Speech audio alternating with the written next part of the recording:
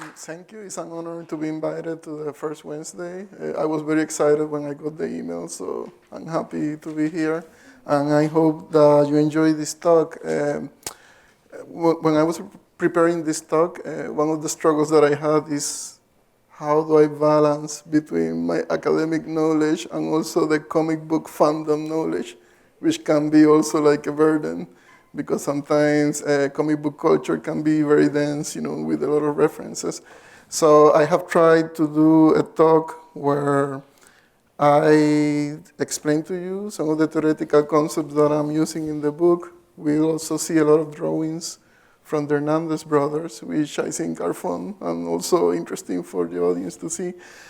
Also, I wrote like a 10-page paper summary of the presentation, because sometimes the way we communicate is different between writing and also talking.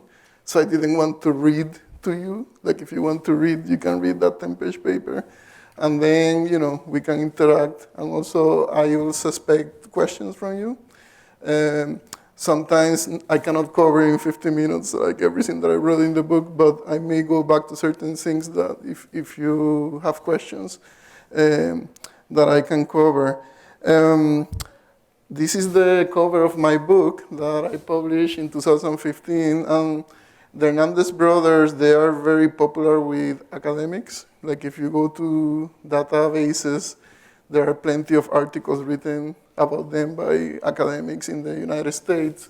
But I don't want to brag, but this is the first book written about them. So I was very excited about that. One of the famous Latinx professors in the United States, Frederick Aldama, he had a Latin profile series in the University of Pittsburgh Press, and he selected me to write about the Hernández brothers, so he commissioned that book from me practically.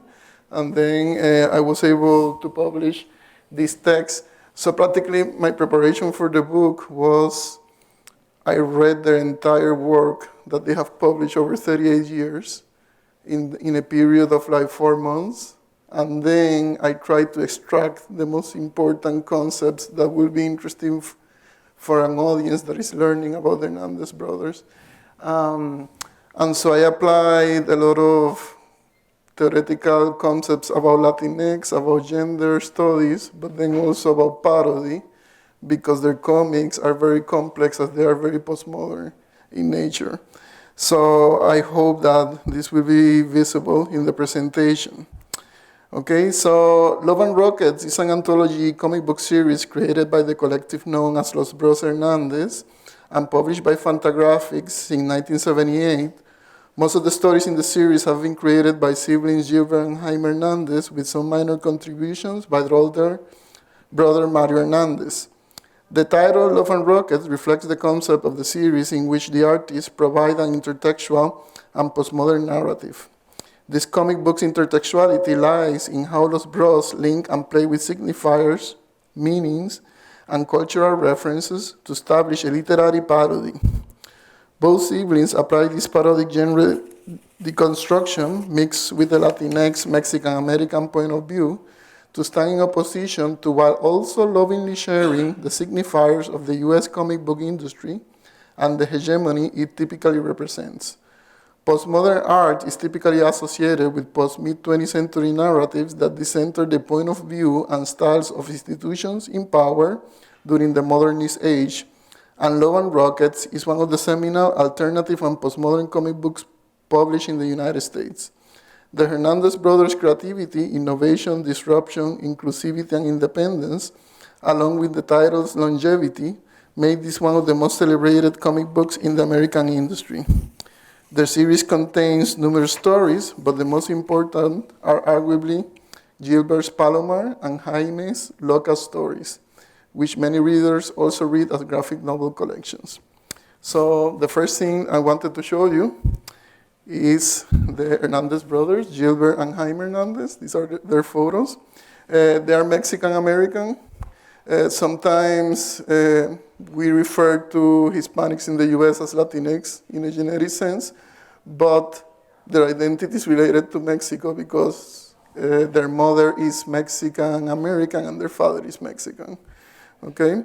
So this is Gilbert, and this is the most famous character that he published, Luba. Okay?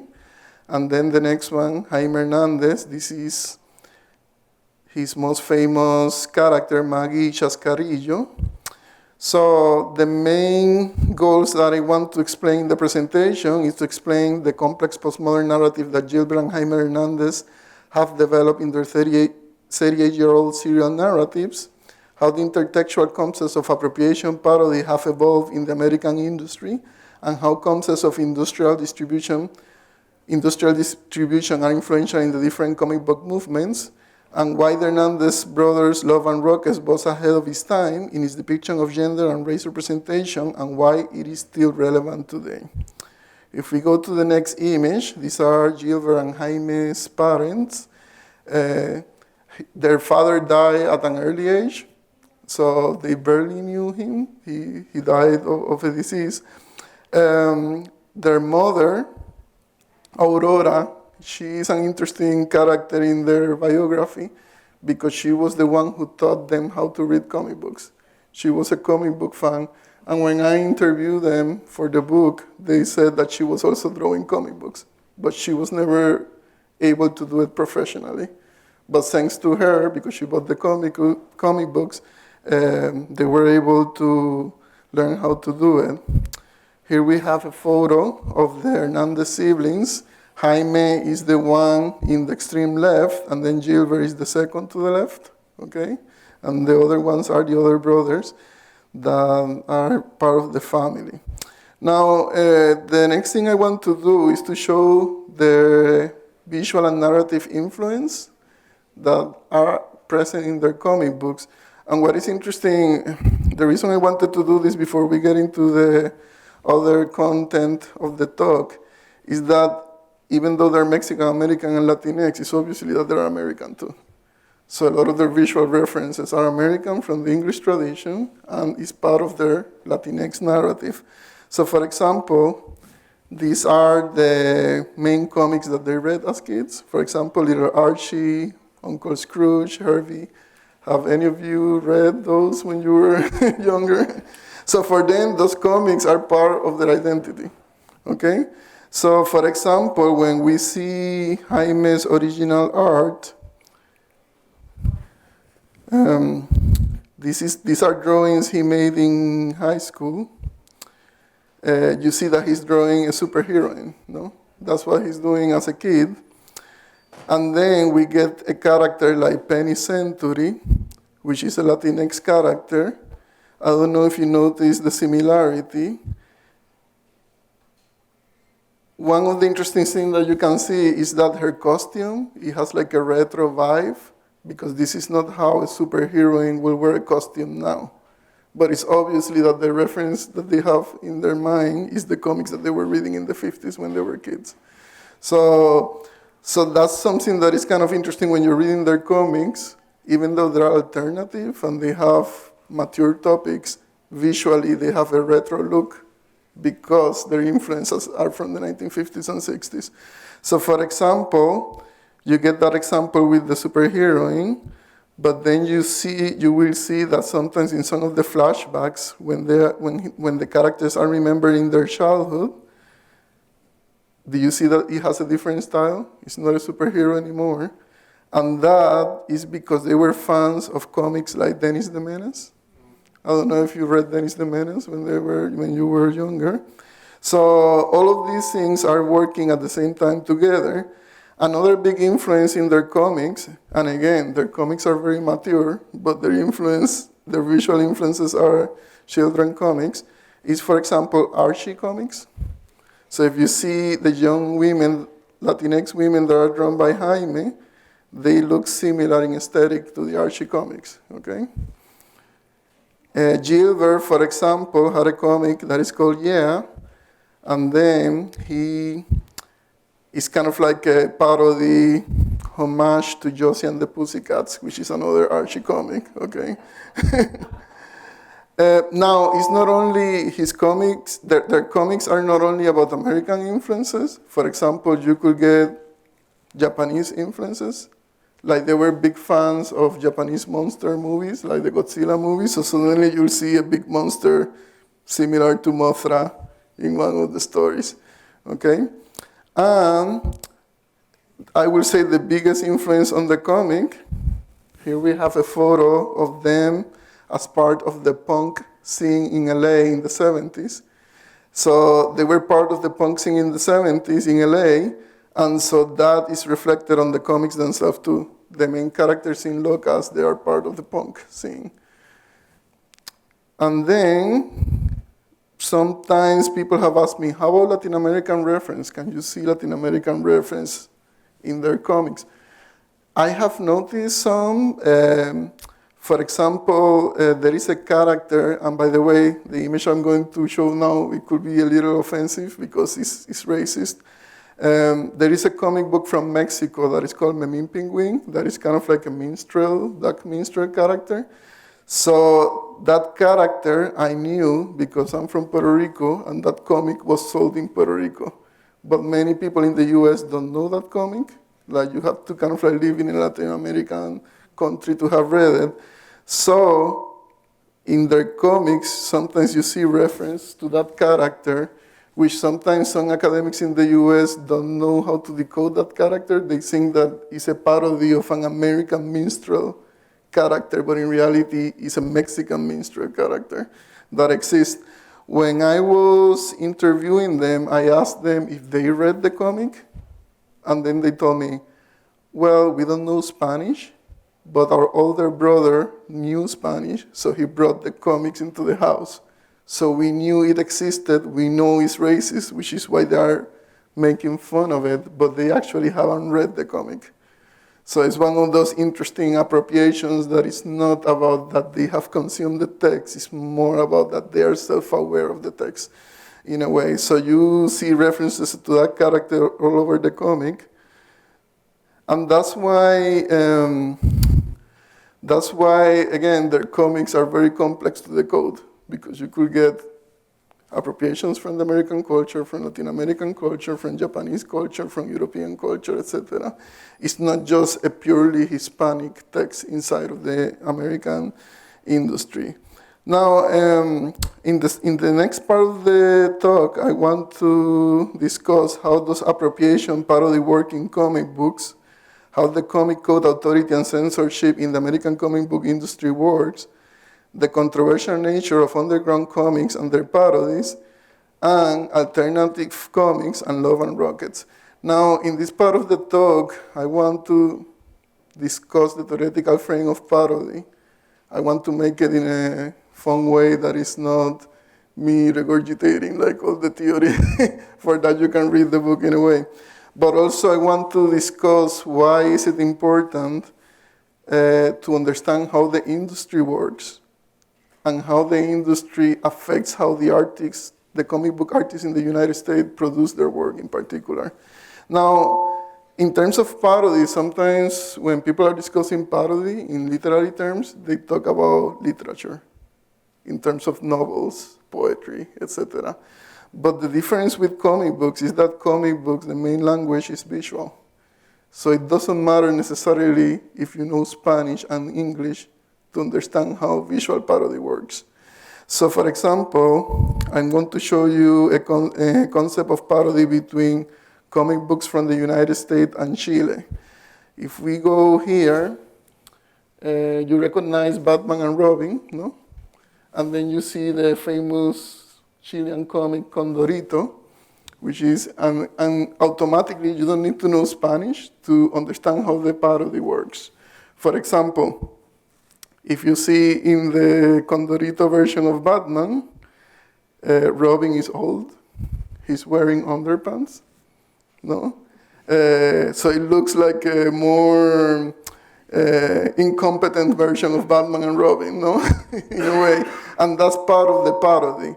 Parody, if you explain it in theoretical sense, if you read theories like Linda Hodgson, parody is imitation, but imitation that creates a comment on the original, okay? So automatically you can detect some visual parodies going on in there. Now, there is a difference in terms of parody and appropriation, for example, if you see here Batman, do you see the shadow that is walking in the street, in the stair? And then the other still is from the German Expressionist movie Nosferatu. So practically, appropriation will mean here the artist of Batman in the series appropriated the concept of shadows from German Expressionism, which was used in the US in film noir, etc. And he's using it as a technique in the Batman comic. If you see in the Condorito parody, even if you don't know Spanish, do you notice that they're using shadows in the same way? So that's where you see like some visual communication that is happening between the text, okay? Now, if you see, for example, the next sequence is a fighting sequence between Batman and some criminals in the first comic that Batman appeared in the 1930s. It's a straightforward action scene, They're fighting. But then when you see in Condorito, even if you don't understand the Spanish, you can see that they are parodying the concept of the action sequence. It's like funnier, But also it's making fun of the idea of the fighting that the superheroes have in their genre, One of the things that I discuss with my students sometimes is like, don't you find these fights between superheroes like so realistic? Because they punch themselves in the face and they never get any type of scars in the face, But then when I'm in my house and I knock myself against the door, suddenly my entire face is black. So automatically, you can realize that the concept of the fighting of the superhero is something that shouldn't be depicted like that. So when you see a parody like this, the idea is like saying, oh, we're commenting on this idea. Maybe this doesn't work in the real life as it should be, and that's part of what they're doing in the parody, like saying, oh, in the American system, they're trying to portray that this idea of the superhero is something that is feasible, but it's not. Okay? Now, one thing that you need to be self-aware is that, for example, some of the theorists that discuss intertextuality, one of the main things that they try to distinguish is between satire and parody. And so satire sometimes involves like a negative ethos, like it's saying, oh, this is bad. Parody doesn't mean necessarily that the person that is creating the parody hates the original text. It's more like, oh, I love this original text, but then I'm going to try to comment if seeing this is credible or if I can improve it in a way. So parody doesn't involve a concept of hatred of the text. So for example, when they're parodying Batman in Chile, that doesn't mean that they hate Batman. It's more like that they're saying, oh, could we do this in Chile? If it's in Chile, would it work differently? Like, so that's something that we have to be careful in that sense. Now, going to the industry in the United States, I don't know if you ever bought comics, but in the 1950s, you used to buy comics in the newsstands, in the pharmacies, or, so the newsstands had a different distribution system because at the time, people they would just go to the newsstand and then they would buy whatever was there. So you as a customer didn't have necessarily the agency to choose what the newsstand will have there for you. Now, in the 1950s, there was a lot of controversy regarding some horror comics, like you can see here. So then people began to be worried about the content, if kids were ready to read this type of story. I mean, I think this is pretty gruesome, for something that is being sold in a kid's store. So then the comic book stores, they created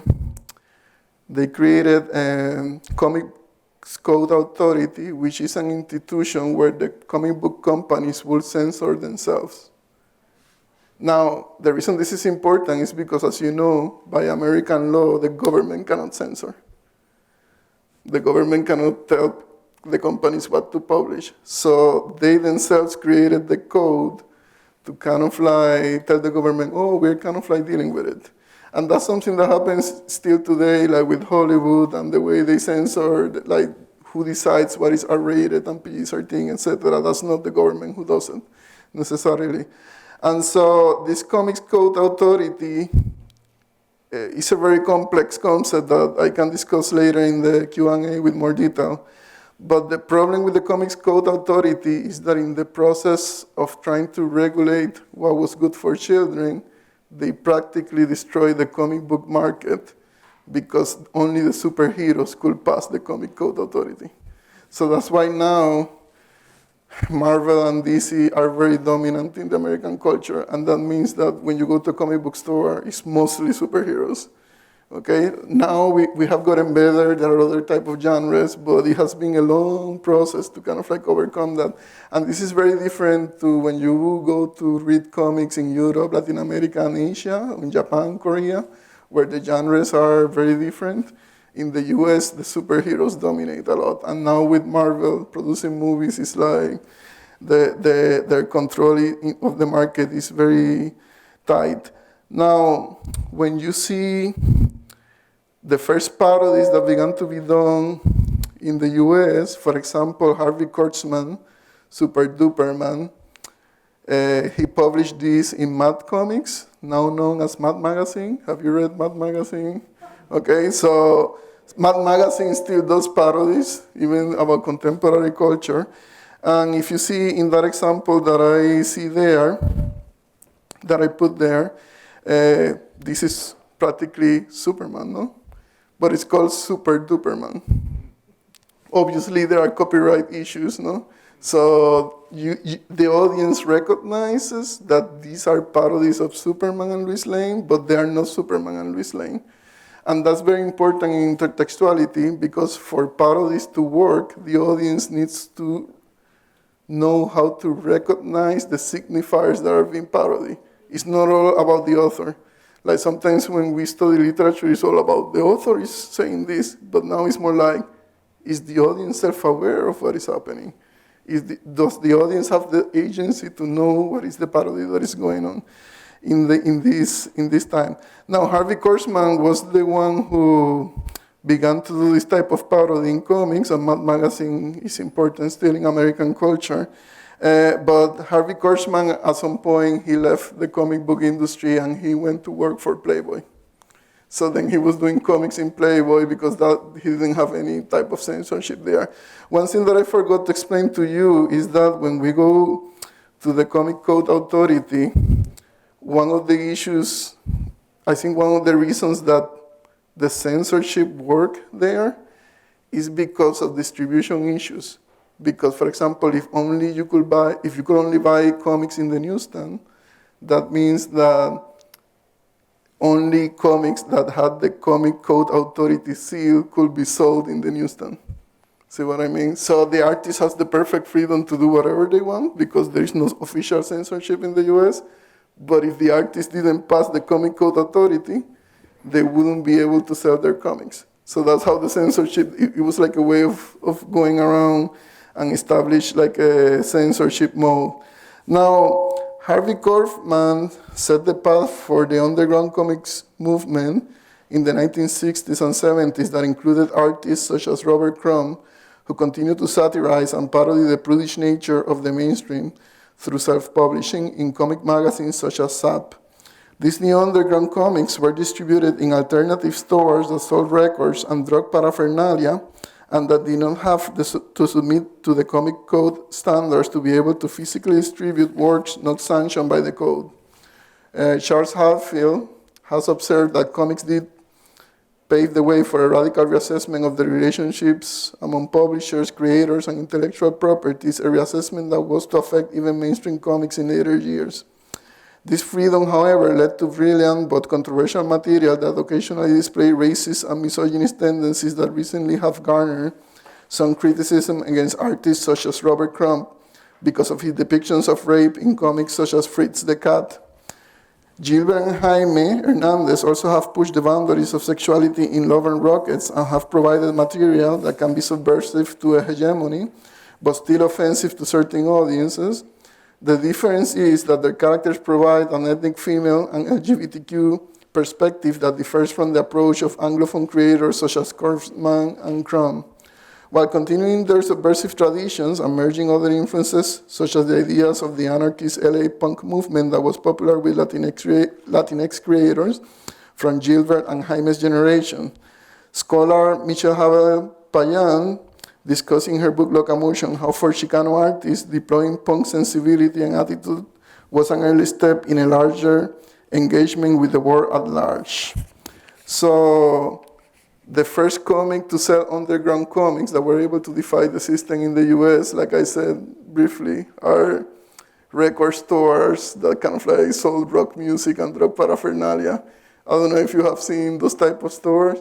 To me, the closest I have seen to that in the modern age in New England, there is this record store that is called Newsstand Comics. I don't know if you have seen it in Boston. And so that's where, for example, you could find the Hernández brothers' work, because the audience is that type of audience. It's not like the kids that are going to be reading superhero stuff. So, for example, these are the type of underground comics that were published in those type of stores. They didn't, as you see, they don't have the seal of the Comic Code Authority. If you see here, we have Fritz the Cats by Robert Crumb. And then we have, do you see that these are cats? Do you see the sexualization of the character? Now, this is, what is problematic about Crumb is that in the context of the 60s, he was super interesting because when you were reading these comics, they were subversive. Like he's kind of like applying the Disney aesthetics to sexuality. And so it was groundbreaking at the time.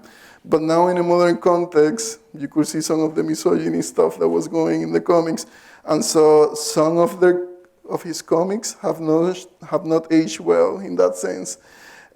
Also, in racial terms, somebody like Robert Crumb, I'm going to show a controversial picture. For example, when he draws some African Americans, do you see that racist caricature, you know? And so he was using them to criticize the system, but again, people don't find those aesthetics good now. Now, this change with the contemporary comic book culture, here we have the comic book stores, the new ones. Again, distribution changed the game. In the comic book stores, superheroes are predominant. You'll find walls with Marvel and DC. But in the modern comic book store, the adult audience can order their own comic books. So for example, instead of you having to go to an underground comic store to find weird adult comic books, in the modern comic book store, you just can go and say, oh, I want my Batman comic and I want Love and Rockets. And the person in the store will be like, oh, okay. So therefore, the difference between alternative comics and underground comics is that the alternative artists, their comic books are very similar to underground comics, but they have better distribution venues. Companies can distribute their comics, so therefore, you can buy them in any part of the United States. One of the problems with contemporary comic book stores, sometimes they're still very male-centric. So when you see the top 100 comic books that are being sold, they're all like superheroes, and not that many female characters have their own comic books still in the modern age. Now, thanks to the comic book store, we could have comic books like Art Spiegelman Mouse. Have you read this before? Or something like Wendy and Richard Pini's Elf Quest, which probably would have been underground comics in the 60s, but now they just are part of mainstream comic book culture. Now, the Hernández brothers self-published the first issue of Love and Rockets in 1978 and sold it at comic conventions until they submitted a copy for review to the Comics Journal. They were expecting negative criticism because that journal always gave harsh reviews, but the editor, Gary Groth, offered to publish the title while maintaining the artist's independence. This first issue included Gilbert's story B.E.M, where he introduced an earlier version of his popular character Luba. It also included Mechanics, where Jaime's most popular characters from the Locas saga, Maggie and Hopi, appear for the first time. Both stories were exciting sci-fi adventures that fit the comic book genre conventions of the time, but from the onset of the series, the brothers deployed intertextual devices that parodied white masculinity, empowered their Latina heroines, and explored queer elements that were far ahead of their time. For example, in Gilbert's B.E.M, Luba first appears as a sexualized object, while a monster is on its way to destroy a fictional Latin American country. In turn, Jaime's Maggie is introduced in Mechanics as a clumsy bisexual mechanic in a futuristic American setting. However, as both stories progress, both Latina characters save the world from apocalyptic destruction, while the white male protagonists that would have been the saviors in traditional American comic book adventures are portrayed as neurotic and incompetent. Los Bros had the freedom to publish this type of stories since they had complete financial and editorial independence, as well as the support of a prestigious institutions such as the Comics Journal. So Jaime and Gilbert Hernandez kind of like began as underground comic book artists. They self-published their first issue, but then Fantagraphics who publishes the Comic Journal liked what they were doing, and practically they told them, "Oh, we love what you do. We'll handle the editorial printing of the comic. You keep the copyrights." And so that's how they kind of like have been able to sustain this for 30 years. If they would have gone to work for Marvel and DC, they wouldn't have been sustained such a comic for such a long time, because Marvel and DC have higher publishing standards. So for example, they probably would have been canceled after 10 issues or something like that. So having some editorial independence also helps them. Now I'm going to show you a few images. For example, this is Maggie from Jaime's Locas saga. If you see in the first issue, this guy who's called Randall Reyes, he's kind of like a parody of Flash Gordon. I don't know if you have heard Flash Gordon, the character. And so she is clumsy, but then you can see that he's incompetent. And at the end, she's the one who saves the world, not him. So that's kind of like define like what the comic book industry was doing at the time. And then if you see in the second drawing, Ultimax as a junkie, she's looking for this superhero, and he is a junkie. Like, he is drug addicted, and so it's not a romantic view of the superheroes. And so that's part of what they're doing with their parody. In B.E.M, as you see here at the end, Luba becomes kind of like a leader of a guerrilla in Central America, and then the main character that is supposed to be the hero, he's kind of like trapped in a loop, and it's kind of like a parody of the American superhero who is always fighting the same bad guy. So while she's actually achieving something because she's doing a guerrilla war, the male character that is supposed to be the hero is just running around. Okay, so that's like the parody that was presented at the time. Now, in terms of gender, one of the interesting things that I felt that they were ahead of their time is that they present to the audience that the Latinx female characters have different ways that they can see themselves. There is not one right way of doing it. So for example, in this drawing that I find super interesting, it ends with the three characters kind of like having different visions of how they see themselves. So for example, Maggie embraces traditional femininity, and as you can see, she's there all in love with the superhero, no? And then in the second one, Penny, she wants to be a superhero, so she wants to achieve like that idea that the Anglophone culture is presenting. And I don't know if you can see that she's kind of like harassing an alien. Like she's telling him something like, I don't want to see you and your gang running around here. So she wants to be that. And then Hopi, who is kind of like the lesbian character, she's annoyed by the binary gender identities. So in her vision, she hates both Maggie and Penny's vision of gender.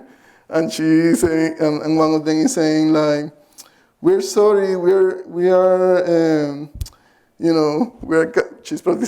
that we are airheads or something like that. So for this being in the 1980s, it was kind of interesting, because that's something that you assume now in the 2000s, that there are different visions of gender. And that's why even though the Jaime and Gilbert are heteronormative males, like they're married, they have kids, the LGBTQ community loves their comics, because what they were doing in the 80s, it was ahead of their time. And we can get more into detail about that later. Now, Gilbert and Jaime's characters grow older in their respective series, and their age is visually represented in the art of the comics as their bodies decay. However, the main difference between the two brothers' work is that Jaime has a tighter continuity with the characters. In his story, Maggie is still the protagonist, and the setting typically remains the same, while Gilbert moved the setting of his stories from the fictional Palomar to the United States and shifted protagonists in the different phases of the Palomar Saga. Two elements that both artists have shared in their respective storylines in Love and Rockets are their avoidance of thematic closure after the characters assert their queer identities, and the shifts from fantasy to realism to fantasy again, which is why many readers have tied their narratives to Latin American magic realism. Now, if you see here, this is Maggie from the 80s, and then Maggie from the 2010s. As you can see, she's getting white hair. She has gained weight, Jaime said to me in an interview that the fans were very against this because they are raised with the idea that the superhero's body has to be immortal. So Batman is drawn the same from the 1930s to the 2000s. But other readers are like, wow, this is interesting. Maggie is growing with me. Maggie was young, I was 20, and now Maggie is 50 and I'm 50. So that's very interesting for the audience, and it's different from the typical superhero. Now, if you get the character Luba has the same. This is young Luba from the 80s, and then this is the older Luba from the 2000s. Okay? Now, I mentioned earlier that some scholars tied them to Latin American magic realism. The Hernández hate that when you tell them, because for them, the umbrella of magic realism is something that is designed to define everything that is Latin American. And then, even though some of the stuff that they do is similar to the things that appear in García Márquez, they said to me, I haven't read García Márquez. So the intertextuality is not necessarily because they're following a pattern created by García Márquez in a way, which is why, for example, there are some times that they make fun of García Márquez. In the first drawing to the left, you can see that the character is trying to read 100 Years of Solitude, and she can't, and she just puts it back. And then in the second drawing, one of the intellectuals is kind of saying, what? You don't like García Márquez? It's a masterpiece. It's flawless. And then the female character says, sure, if you like relentless repetition and childish hyperbole. Actually, I define scattered bits of it to be quite nice. So, and so to me, this was interesting because for them, sometimes people assume that the Latinx culture is oppressed by Anglophone culture, but it can be oppressed also by the Hispanic elite culture. See what I mean? And so, for example, another example that we see here is when Luba, this is her communist aunt, and she wants her to like Frida Kahlo. And then the girl is screaming because she finds the drawings creepy. So kind of like a parody or, a satire of like the opposite, that people expect the kid to like Frida Kahlo because it's the high art, etc. Now, one of the things that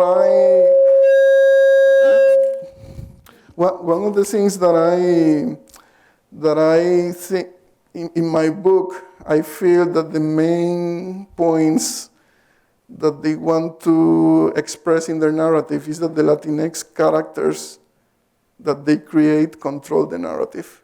It's not the elite Hispanic culture, it's not the Anglophone elite culture.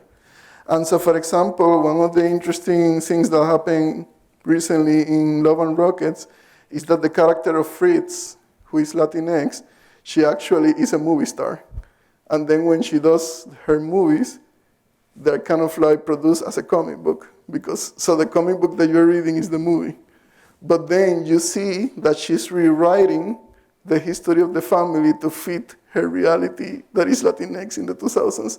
So it's kind of strange. You're reading the comic and you're like, this sounds like the same story that they published in the 80s, but it's different.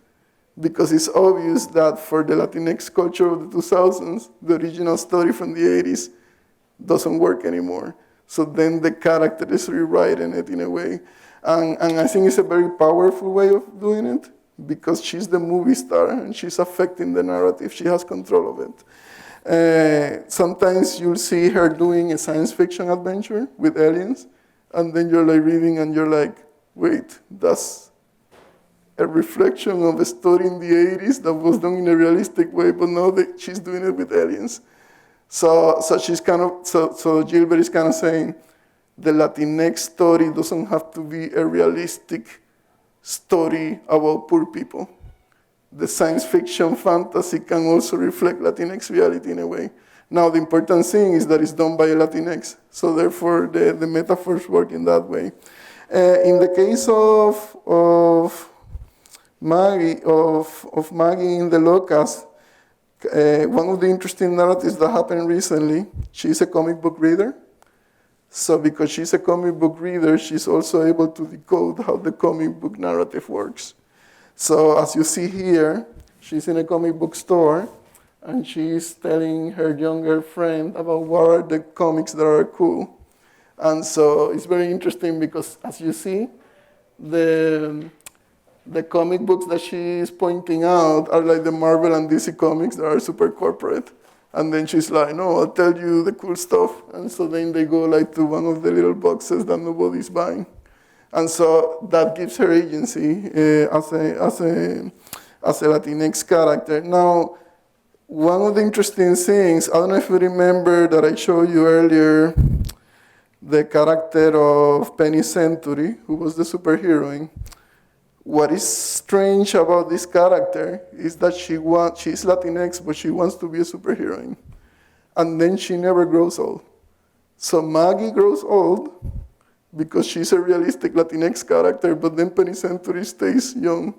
And it doesn't make sense. Like when you're a reader on the Flop and Rockets, you're like saying, why is it that Penny Century doesn't become old if the staple of Jaime and Gilbert is that the character actually grow older? So one of the epiphanies that Maggie experienced in the comic is that she realized, as a Latinx character, I see myself as a realistic character that will grow old. But Penny has the right to see herself as a superhero, and therefore she won't grow old, because that's how she wants to be depicted, in a way. So then it kind of like allows for different ways of how the Latinx can see themselves in the narrative, okay? Because sometimes there is a lot of pressure on ethnic characters, like this is what is the right Latinx or African American or Asian American character, but what if someone wants to embrace the Anglophone mainstream narrative, in a way? So right now, Love and Rockets continues to be published today in its fourth incarnation. It was originally published, let me just show you this briefly. I have some show and tell here. These are the original comic books, the alternative comic books published in the 1980s. And so, as you can see, it's like a magazine format. They changed this format because comic book readers say that they don't fit in the comic book box. So isn't that crazy? Like, what affects the format is not some artistic choice, it's that readers couldn't put them in the comic books box. So at the end, they changed to this in the 1990s. You see that it has a smaller format. Now, the problem is the smaller format, a lot of readers don't like to buy comic books like this. They prefer graphic novels. But then the only way that they will get their money is with this one, because the graphic novel collection takes a long time to collect. So they prefer you to buy the individual comics so that they get their cash at the moment. And so at some point they saw, okay, so people just like graphic novels, so then they changed the format to graphic novels.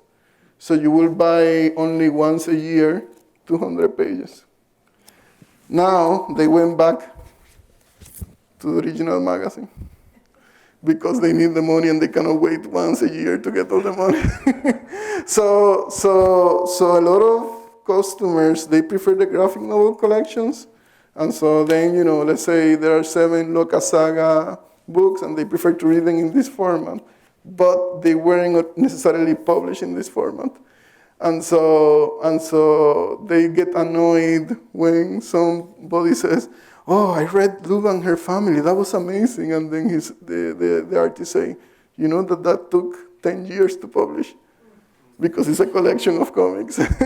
And so again, that's why the way of the industry works affects at the end like how you perceive these narratives in a sense. Now, just the last thing that I wanted to say,